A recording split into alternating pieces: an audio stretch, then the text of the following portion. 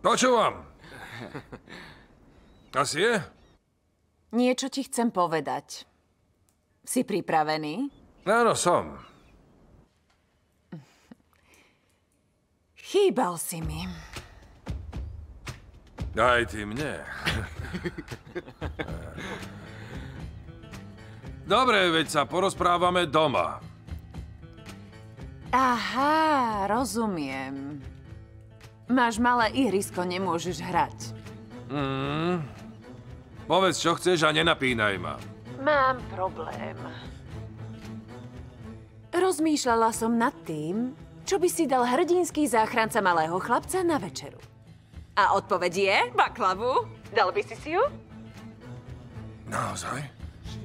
Neverím. Pripravíš mi ju asi, je? Samozrejme.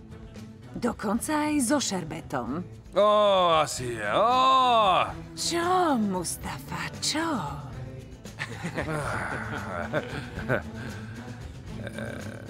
Asi je. Počkaj ma doma, dobre? Zmastím 2 špuntov a prídem. Bratček, bež! Presne tak, bež!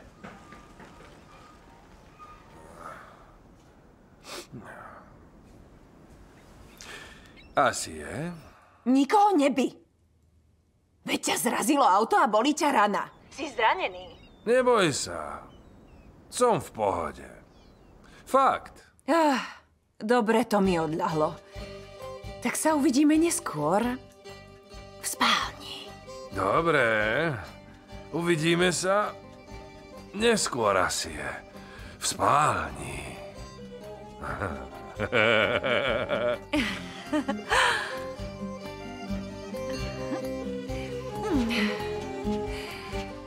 Tak sa idem pripraviť.